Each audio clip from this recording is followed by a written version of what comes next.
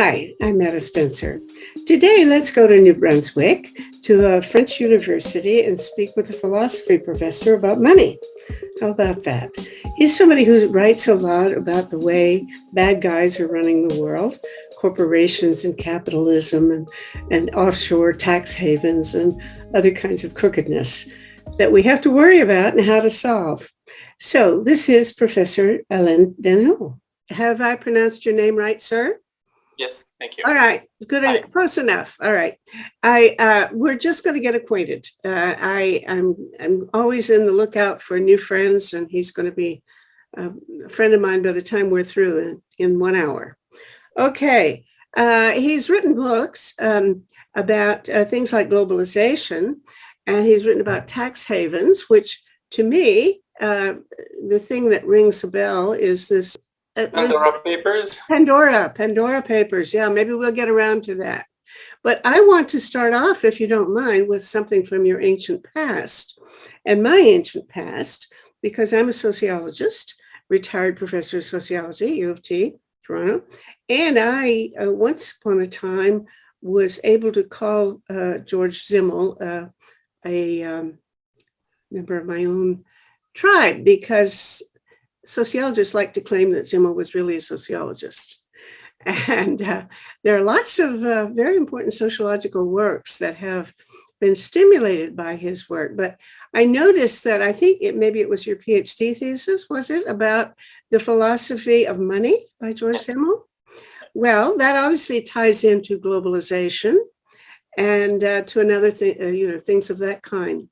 So, if you don't mind, I'd like to, ask you to go back and tell us a little bit about Simmel's philosophy of money, because I think, immediately I hadn't thought of a connection, but the things that he wrote about, it seems to me, are really kind of inform the debate about globalization today, in a way, in that they're both.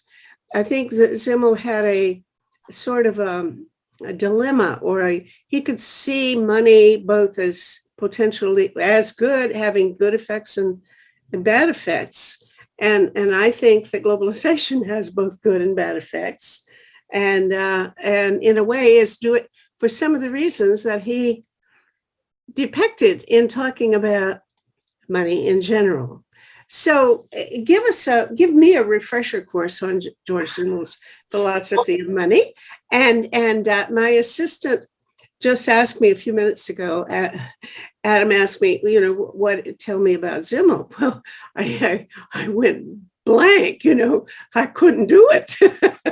There's no quick and easy way of summing up his work, but I thought, okay, I'm going to throw this at my guest today and see if he can do it. Well, it's hard to summarize what Simmel did, indeed. We can say that Simmel worked as an essayist. Nowadays, it's not a good idea when you want to make a career in the academic world to say that. But at that time, he was able to work in a very free manner, on several topics at the same time, without quotes, without footnotes, seeing the society a bit like if you would run in the city and just be aware of what you see. This is what we could say about Simmel if we read him in a distract manner, as just an entertainment. But and he didn't want to have core concepts. It's not like Freud or Marx or other authors that have like main concepts and they operate throughout these applications. He on the opposite, he wanted the words he used to describe situation to change every time he had to talk about some issue. Let's say poverty. I read it in German, but I also read it in the French translation. And at the beginning, the translator says, "Well, I'm sorry, I cannot translate properly the book because Simmel may use 15 or 20 words to talk about poverty, and we don't have as many in French. So I'll have to sometime repeat some words when he. And why does he do that? I think that he wants the reader to be always a bit skeptic in front of theoretical apparatus. He wants the reader to always try to figure out what's happening in front of us and be a bit off balance, I would say. But I tried in my PhD in philosophy. It wasn't in sociology, because in Germany and in the German world, Simmel is also considered a philosopher. He knows a lot about Immanuel Kant, for instance, and he worked also toward the perspective of neo-Kantianism. So I tried to figure out, well, what could stand as concepts by Simmel. And well, it was clear for me that for money, there was like the idea of elevation, the idea of the steps toward which we achieve some goals. And so there were concepts. I won't describe them now because it's a 600 pages book. But I would also raise, I can maybe talk about one or two ideas that you raised, but I would also say right at the beginning that us English speaker people or francophones aren't able to understand philosophy of money or philosophie de l'argent in French if we don't have in mind the meaning of the title in German. Because in German, it's Philosophie des Geldes. And Geld is related to a verb, which is gelten, which means to worth something. It's about the value. And since the word money or the word argent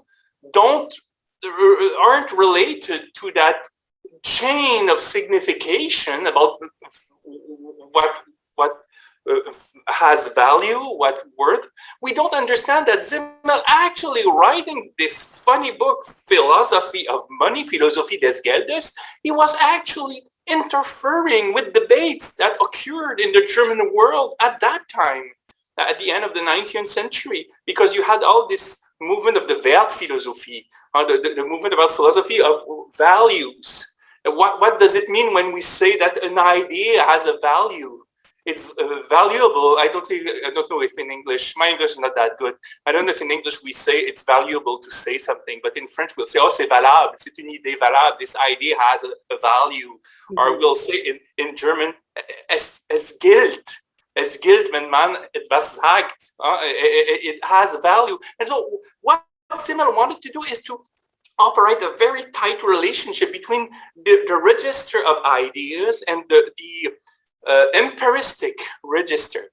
And to see with money, following every step of the money, every moment of the money, how we can establish a relationship between the level of concepts, of ideas, which is very important for Kant, and the level of experience. And money was for him like the crossroad of these two levels. And that's why he talked about philosophy of money, how studying money, we may study what is the relationship between the level of concept and the level of experience. This is what he wanted to do, and that's why at the beginning he's for the money. I mean, you think money, Geld, that's Geld, is a concept, in a practical, object, cultural object, that is interesting because it's our oldest computer, money, because it allows us very quickly to operate relationships between objects that have between themselves probably no relations. You can establish the value of a chicken, of shoes, of a haircut with money, and without this cultural object, you would have to, think and discuss for years to establish the relationship between all that. So if you're going to try to barter haircuts for a chicken, how many chickens is a haircut worth? Yeah, exactly. How many drumsticks? Yeah, exactly. So money is a miracle way to establish the accountability, the compatibility, and the comparison between objects that are really different one to another. So for him, it was interesting because money has no value, but it's a media toward which it is possible to establish the value of things. But he says in Philosophy of Money that money was perverted and became a so powerful and useful mean that as a super mean, because with money you can have access to anything, goods, labor force, bribery. So that it becomes some sort of a magic tool. And for him, it was a pity to see that this subject that has no value had suddenly in the money culture all values and it created and it's the best chapter of Simmel, and I will end with that because I could talk about Simmel for years, but it creates specific pathologies, neurotic pathologies, because you have like we say avare, what is that? When someone wants a lot of money but does nothing, like Scrooge, Uncle Scrooge, like the avarice. Avarice, like he talks about avarice. Avarice, what is avarice? Avarice, you never spend your money. You just look at it. You look at your pile of gold and say, "Well, I could have everything with it, at the condition that I don't spend it. I just have to have fantasies about it." Okay, I remember he talks also about the way at various points, at least in history, human relationships can be monetized. And of course, we have prostitution as an example, the worst example of that, but other kinds of relationships.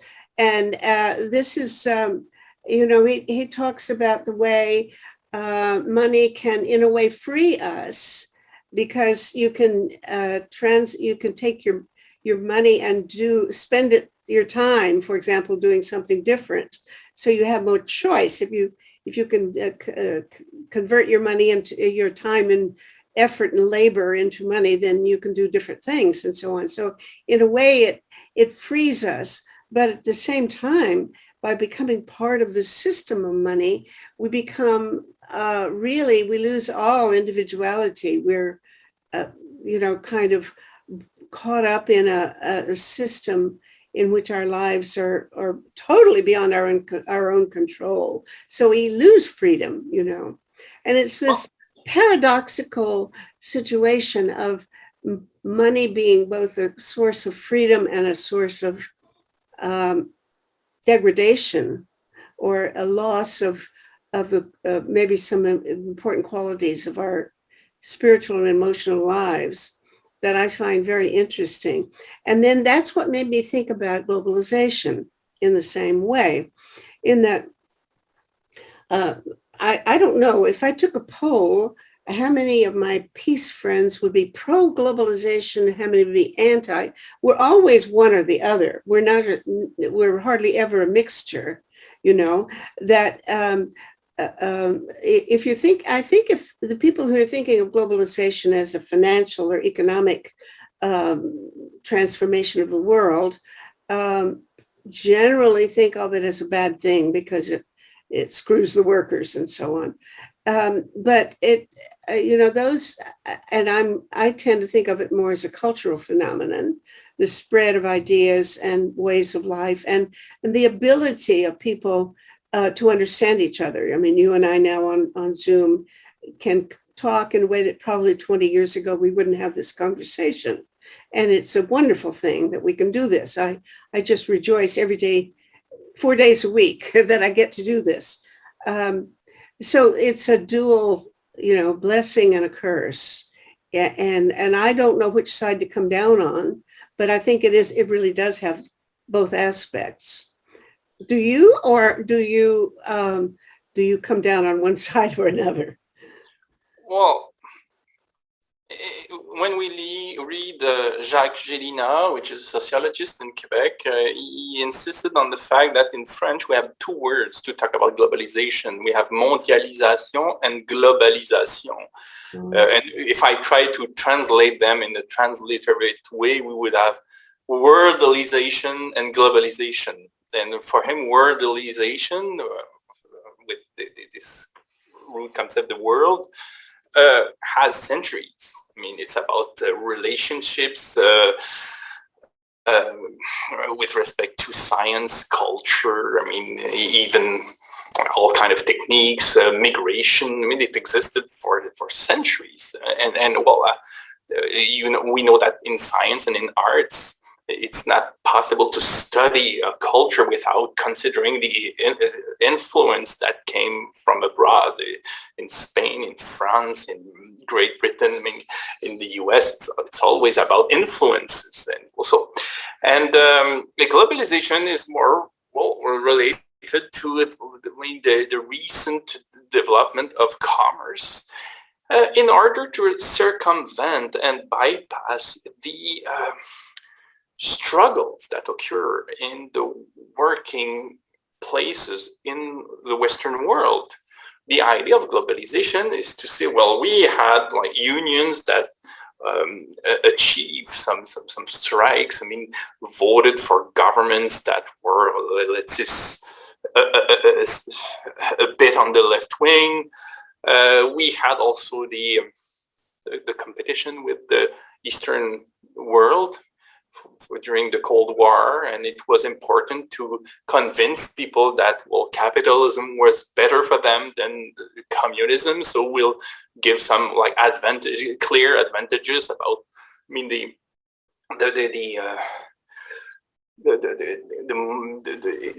consumption we might have, and the technical progress we access to, and so on and so forth.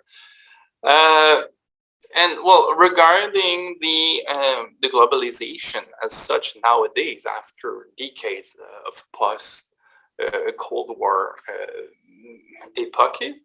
period, we might consider that the only advantages we see as like, let's say, people of the middle class is about consumption, and maybe the health system on a technical level.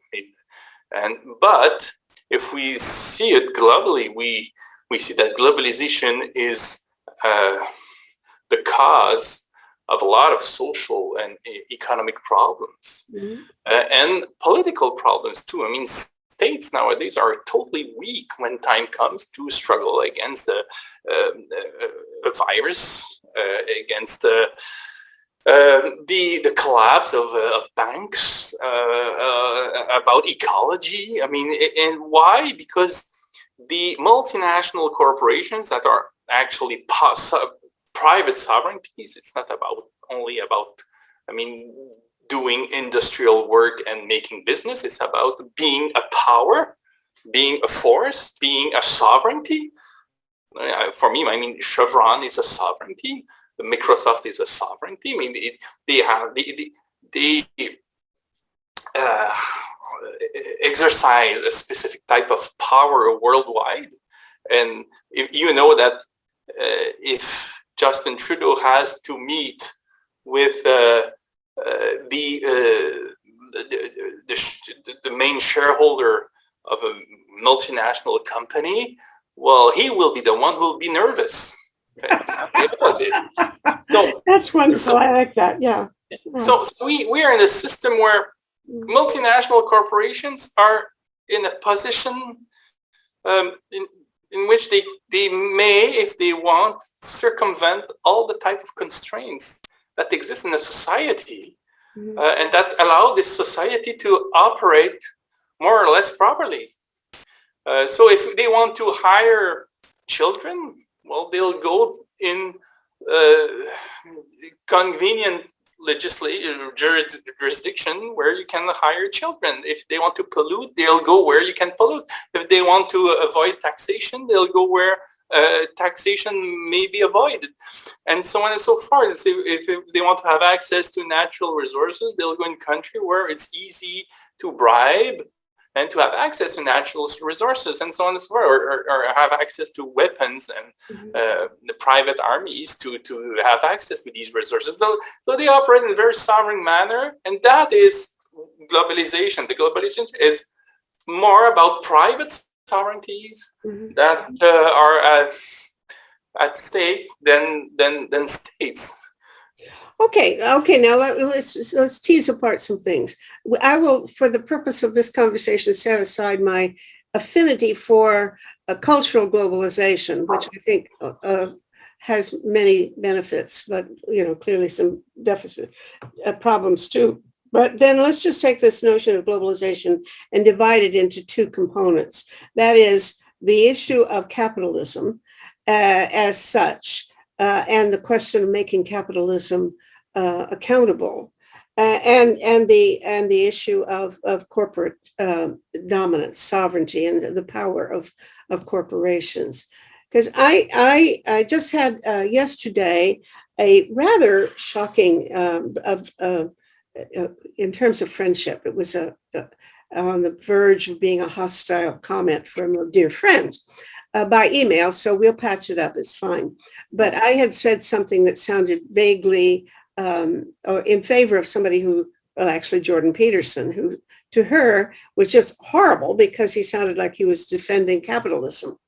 Well, we won't go into Jordan Peterson. That's way too complicated for this. But my reply to her was, well, yes, Peterson took over Churchill's statement about democracy being the worst form of government. And he said capitalism is the worst form of government, except all the others that we've ever tried. And I kind of accept that. In other words, if you want to get rid of capitalism, what do you want to replace it with? Well, thank you, but I don't have any desire for socialism, at least of the kind that I, experienced when traveling in Eastern Europe and Russia, way before Gorbachev. So that's my general thing, and I don't know what you're going to compare it to. So capitalism, I think the problem is, can you make it accountable? And if it can be democratized, then I think the notion of capitalism as a system of markets has many very beneficial aspects. That is, there's just no better way of allocating things than by supply and demand, and getting people to express their preferences, and make the whole thing on money, being able to exchange for preferences is very important there. And then the question is, well, how do we control corporations? Because I absolutely take your point that now the world is really mainly run by corporations that are that keep nations from, and certainly the international system, from being able to control it and make policy decisions on the basis of the common good. So we got to do something about corporations and how to make them democratized. There's a whole different conversation that could take off from that, where I don't think that democracy is working in itself anymore, because I think in general people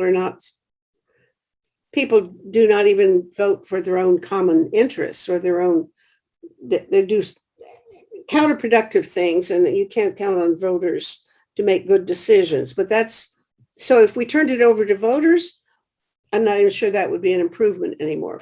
5 years ago, I would have said, that's the solution. Let's turn it over to voters. These corporations should be accountable in some democratic system.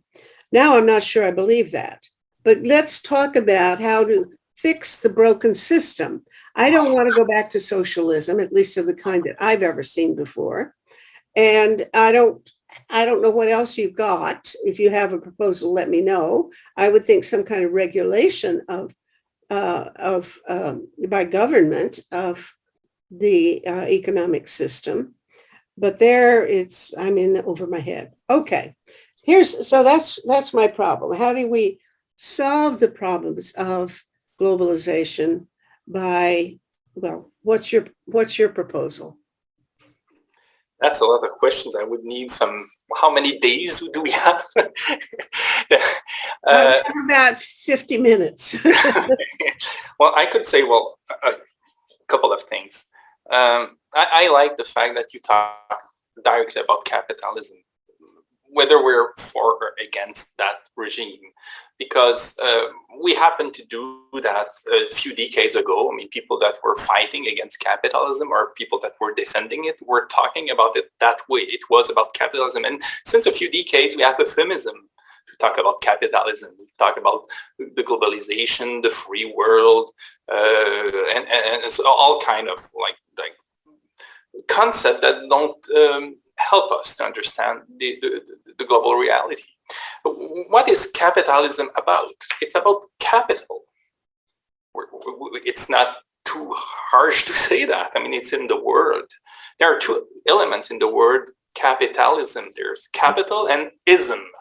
And the ism is a suffix that expresses the idea of a system, of a regime, of a logic or an ideology that expresses itself the fact that we have public institutions and private institutions and a global culture that tend to support capital. This is the idea of capitalism. The ism is the idea of there's a system that supports capital. So what is capital? Capital is something that you and I guess, don't have. We may have earnings. We may have earnings. But capital is not about earning. It's not about having, I don't know, a few bucks in a banking account or a second car or a house somewhere in a valley. It's not about that. Capital is about, in French it's easier for me, but I would say assets that we don't need ourselves to consume. It's about massive assets that aim to exist in order to grow. Capital is massive assets that are aimed to grow. That's the main idea. So when someone has capital, is when someone has forests, factories, tens and tens of trucks, and of course the labor force, and some, commercial information and so on and so forth. Everything that allowed the capital to grow toward the process. So this is capital. So only a few of us has capital. So well, if you have your pension as a professor, you probably have a pension fund. You're in, you get your pension out of this fund, and that is invested in, all kinds of shares.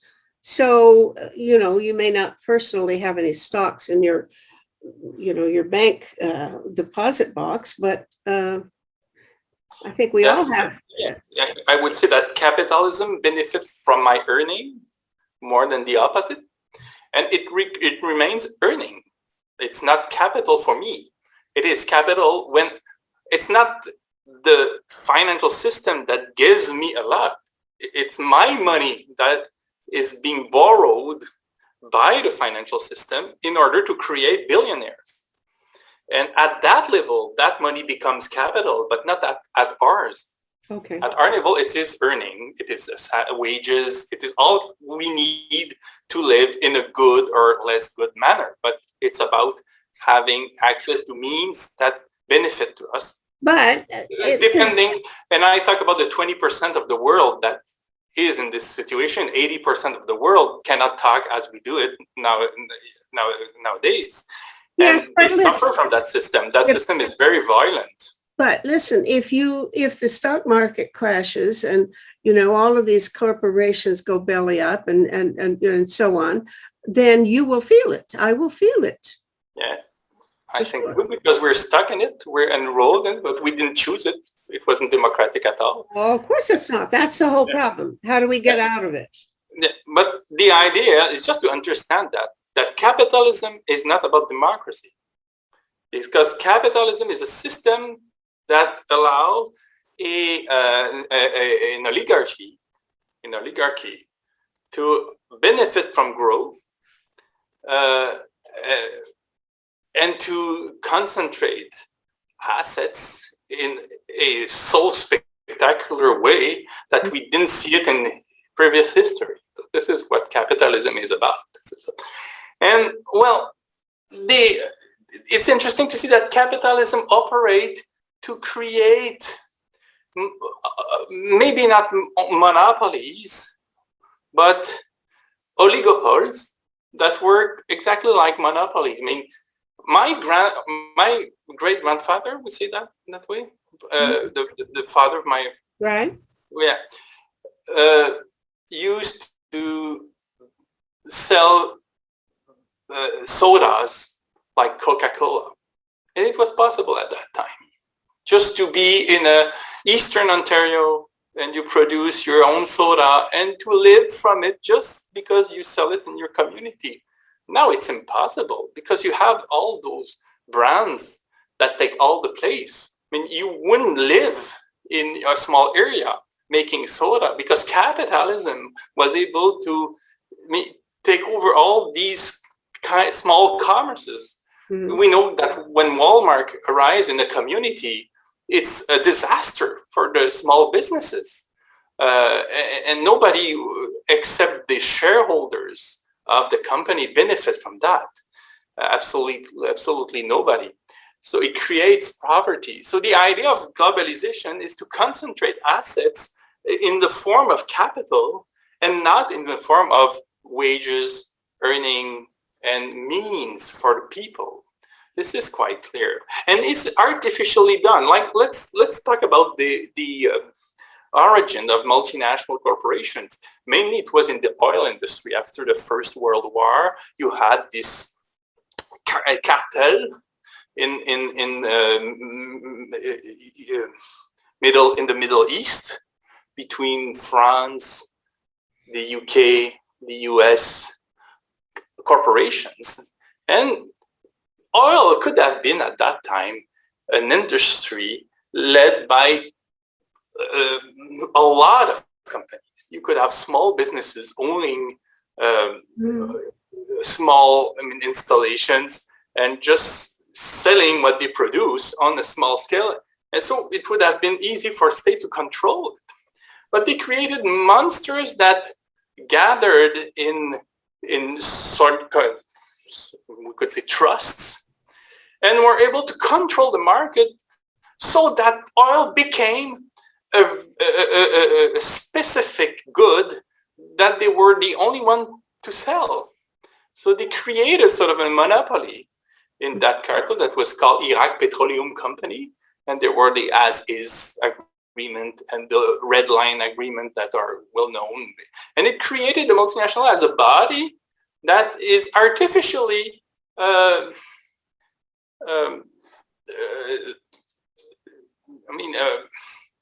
in place to sell goods that could have been possible in a real free market. So capitalism is not about free market. It's the opposite. It's about monopolies or oligopols.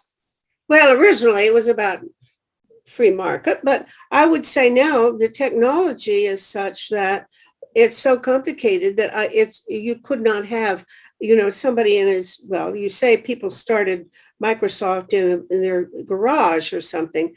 Well, you couldn't have kept it at that level. It really needs a whole international team of people to develop these extremely complicated internet systems and so on. So now that we have it, how do we control it? That's what I don't understand. I mean, I don't know how. I don't want to go try even. I wouldn't even want to try to go back and say, let's go back to cottage industries where every household tries to produce its own commodities for sale in the local area, or soda in the local area. I don't think that's a promising solution, but I think that the biggest problem we have is how to control these enormous aggregations of economic power that really not even nations can control. And I would say to control it, we'd need an international organization that was at the same level of power as these transnational corporations. But but the higher you go in the world affairs toward transnational organizations like the word WTO or IMF or any of these international outfits, the more remote they are from actual democratic accountability. So that takes it, really still takes it away from human desires. And I mean, I like the thing about the market being a place where I can show my preference for which kind of shoes I want to buy this year. And that level of influence, I think, is highly desirable, and it wasn't there in socialism in any of the forms I've observed. So I think the value of being able to express your economic preferences in those terms has a lot to say for it. But I certainly take your point that these corporations are too big and too powerful, and I haven't a clue how to bring them to heel. Well, I agree with you that the system we're in is totally out of control. And it is out of control also from those who benefit from it. I mean, I think that Larry Fink would want to stop it because he would become, I don't know, a left-wing ecologist. But he wouldn't be able to do it alone. I mean, the system is like, has become autonomous. But I would like to say a lot of things because you raise a lot of very relevant issues. But I would say that when I go to a store, I do feel that shoes look all alike. And it's just like an illusion of capitalism that we have choice. But if we think the differences we offer us are very superficial. I mean, we more often than other, we are told that we don't have choice. We don't have choice to do this. We don't have choice to do that.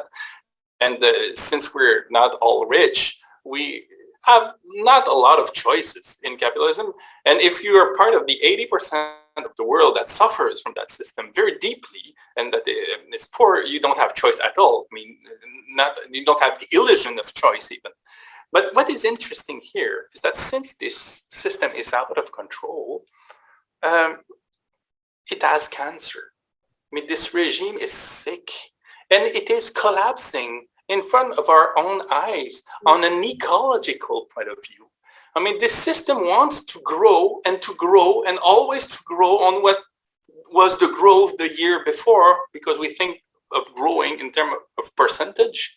It's always 3 or 4% of what we had previously that grow until it's exponential.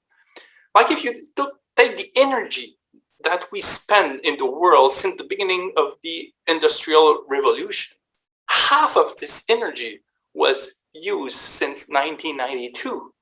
So it is when there was this climate summit in Rio. And at that time, and since then, we have no excuse about climate change.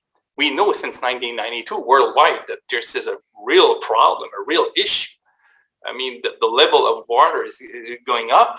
There are, I mean, the forests are burning.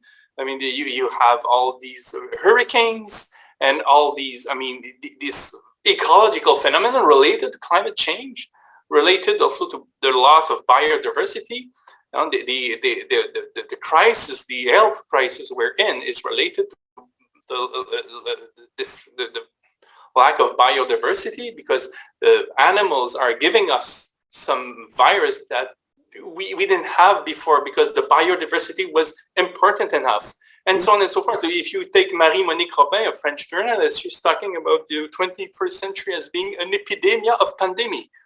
This is what we'll have to face because of the lack of biodiversity a capitalism created. So this system doesn't know how to continue growing because it has to grow. If not, it doesn't work.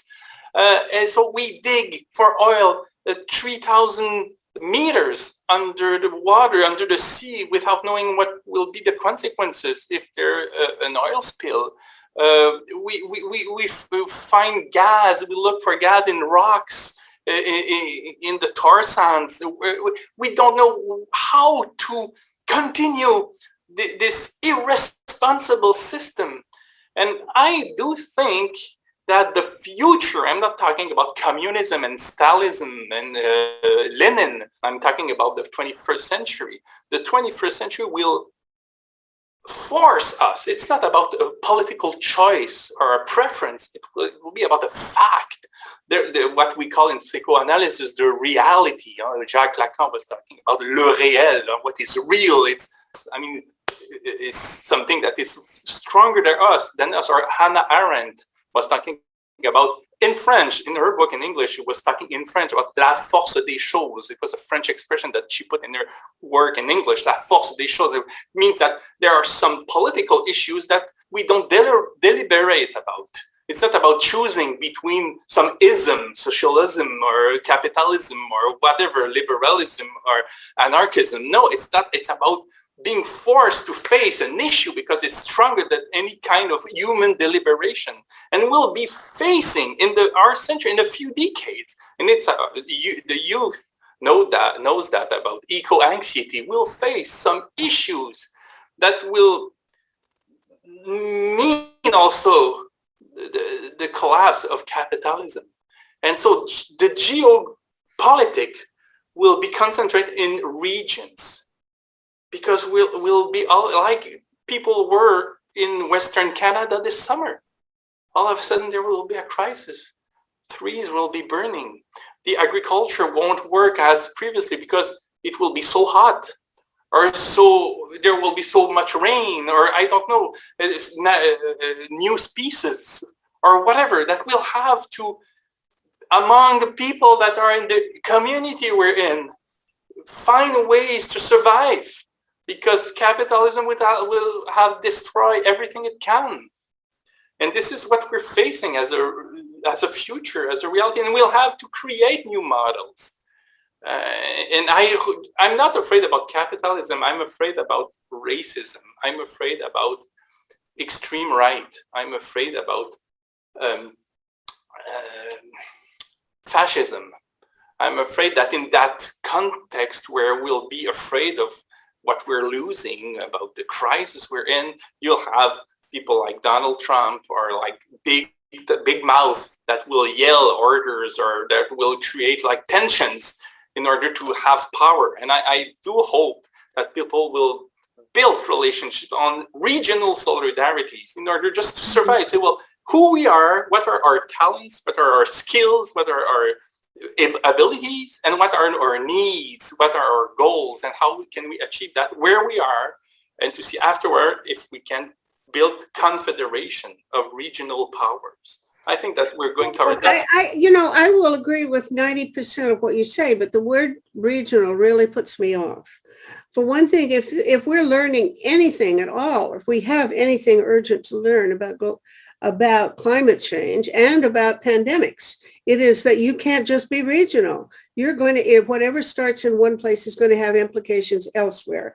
The whole world really, really is one causal system, and you can't touch one part of it without having impacts elsewhere. So nowadays, it's not just going to be our local forest fire. A local forest fire, we know damn well, is going to cause tidal waves in another part of the world. All of these things are so interdependent. So if we have to learn anything, it's to give up regional and to think globally, to really think in terms of our planetary system and how it functions. Both, the pandemic should have showed it to us, and it hasn't. We put up walls and guards at the borders and things like that, as if that's going to solve the problem. It's understandable why we do that, but there's no answer. I want to underline something. I'm not talking about something I believe in or that I wish or that I trust. I'm talking about a reality that will occur independently. We'll have to face some crisis that will put us in on the first hand, at the first place, in regional logics. If you look at what happened in Western Canada this summer, communities were left alone. There was no provincial state or international body that arrived to solve problems. People were left alone. And I experimented in Eastern Canada and in Quebec, the rain that occurs when it's at zero, we call that pluie de verglas. verglas. I don't know if you understand that. There was ice everywhere, and electricity strike, breakdown, and it was a crisis. The state didn't help anyone. So everything is collapsing. When there are needs, when there are crises, it's the same thing with the storms in the US. I mean, communities are left alone in that, and we'll have to face more and more such crises, and we'll have to get organized on a little local state scale, whether we like it or not. It won't be a choice. It just will not work. You can organize on a local scale to solve global problems. And the only way you can solve global problems is organizing on a global scale. It won't work. I understand. I agree. See the dilemma that what we have now is a nationalism, the rise of right-wing nationalism, whether it's Trump or Duterte or, any of these blokes, Bolsonaro and so on. That is the reality, that the people are choosing that. But that's the tragic reality, is that they're choosing absolutely the worst mechanisms for solving the problem. And there's where I believe in globalization.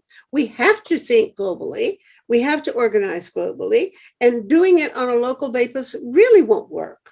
I understand. And you use the verb choose. We cannot choose that. I understand. I agree with you, but it won't be about choosing. If you look at what the GIEC is saying us about the climate change, the consequences that we'll have, the collapse of this worldwide industry, largely technical, something will happen that will go wrong, and we'll have to manage on a sensible scale, which is the regional scale, in terms of knowing the people that can help us. I don't think it will be a good thing. I think that it will be that we won't have any choice for a certain period of time, and afterward we'll be able to shape new models.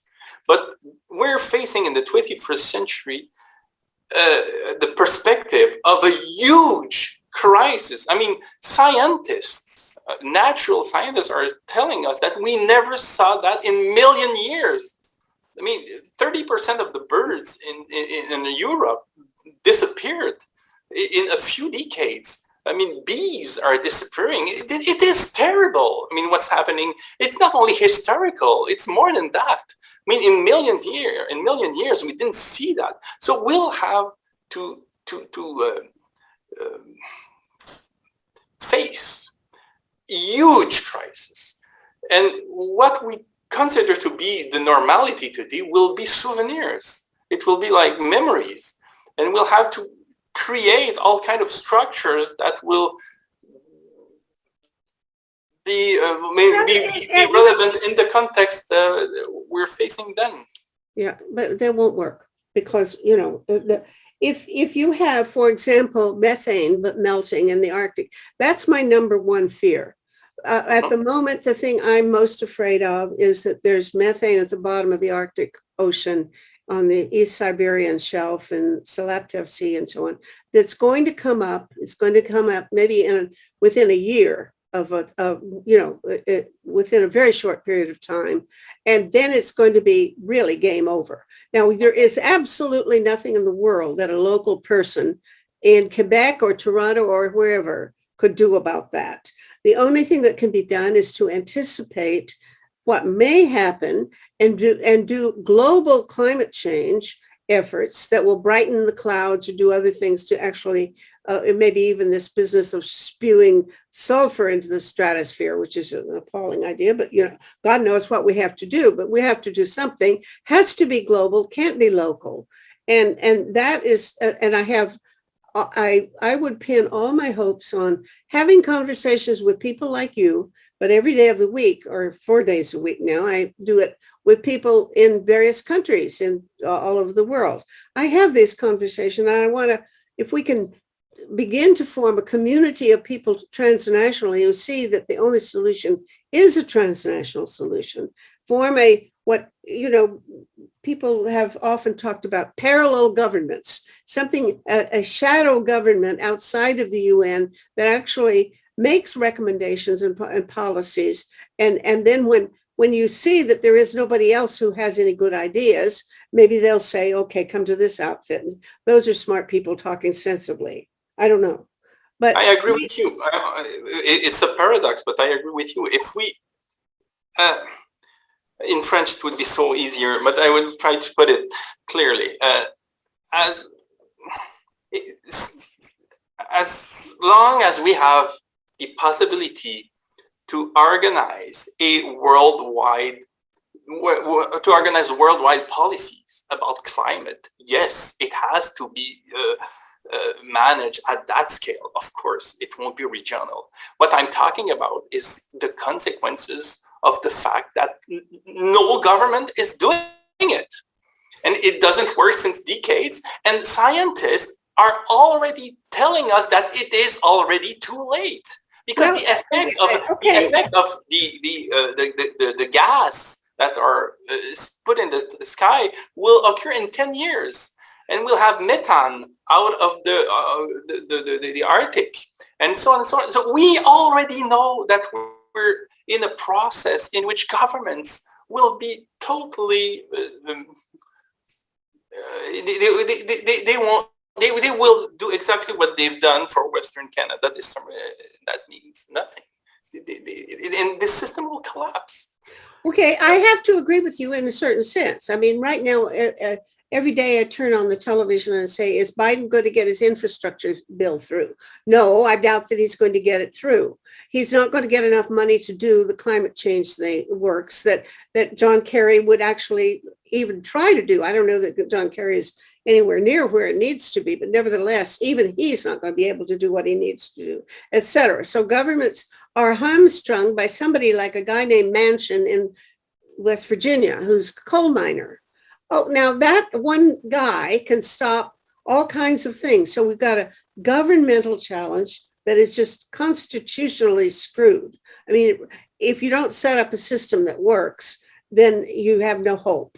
So even if 99% of the people in the US want climate change measures or infrastructure improvements and so on, they won't get it because they've got a constitution right now that allows for Joe Manchin to say no and make it stick. Okay, so what are we going to do? I don't know, but I think that we have to start thinking in alternative terms instead of just sitting and crying. I'm with you. I can sit and cry all day about this, what looks like a hopeless situation. And I'm not pretending to be optimistic. I am pessimistic. I don't know whether there's a better than 50-50 chance of humankind surviving in any kind of decent system within 100 years. But I certainly think that we got to think in terms of what alternative arrangements might make it hopeful, might create the possibility.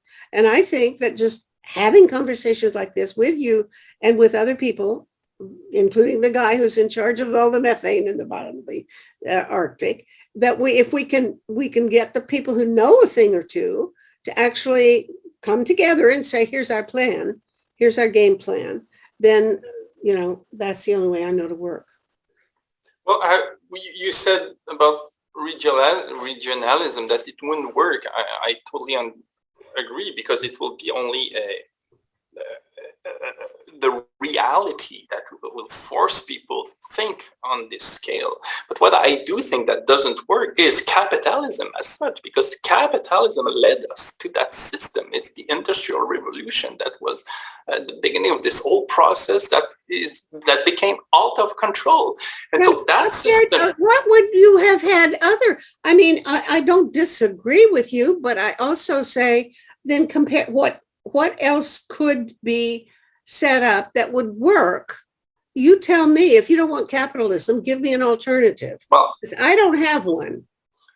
Well, democracy, if we tried, but we didn't. No, democracy is not an economic system. It's a voting system, and it doesn't work. Economy is not